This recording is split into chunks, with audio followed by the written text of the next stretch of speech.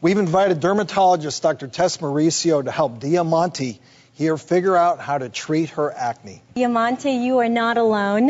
Good. And acne is not just for kids in puberty. I mean, 17 million people in the U.S. suffer from acne of all ages, and I've had acne my whole life. Hormones definitely play a huge role, which is why it's worst around puberty. We all have pores on our skin. At the base of those pores, we have sebaceous glands. Those glands secrete sebum, and that sebum is meant to come up through the pore to lubricate the skin and the hair. But if it gets clogged and is not able to come out either from the sebum or from dry skin, we get that so-called zit that gets inflamed underneath the skin, whiteheads, blackheads, right. And and gets pimples. embarrassing, like Diamante said. So I'm going to first take a look at your skin. We're going to have the expert take a look here. That's right. And so you have a pimple right there on your nose, right? And here, and a few whiteheads and blackheads. And so I'm actually going to have you guess, because there are different types of acne. Go take a look and see which type of acne you think you have. Well, I think I've been on 5 at one point, but right now I'm probably 2. 2 is actually a whitehead, and you definitely have that. But because of these red, what we call inflammatory papules, more inflamed acne lesions, you're actually a 3. But you're right, some patients really 3's go okay, through different. though. Yeah. You'll be okay. There are worse stages. So, but there's definitely a lot of things that we can do to help. And for over-the-counter products, there are 2 main ingredients that you would see.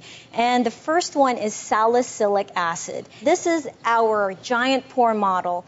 And you have that bluish sebum, which is the oil.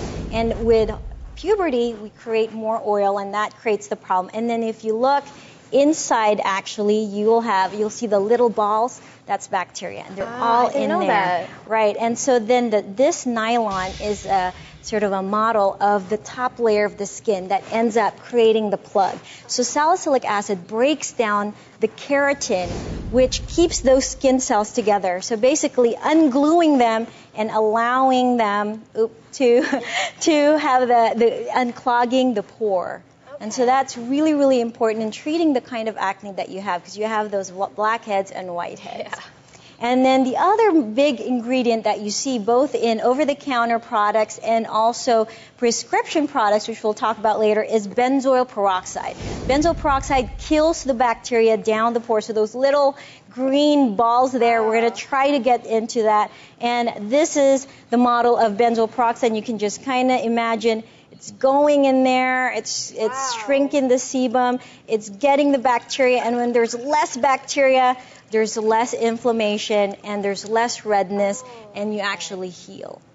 The only thing about benzoyl peroxide is you have to be careful, because you can actually get irritated. But how do we know which products will make our skin shiny, or if they're going to make them flake or irritated? If you're finding that the over-the-counter products are not addressing your problem, you have to start seeing a dermatologist. You have to come to see me, because there's a lot more we can offer as far as, prescription acne treatments.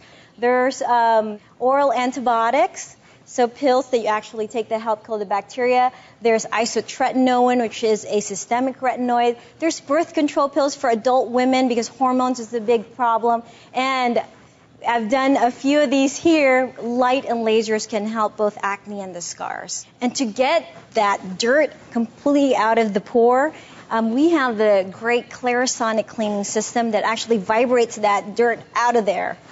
And Diamante, you're going to go home with one of those Clarisonic products. Wow. Thank you.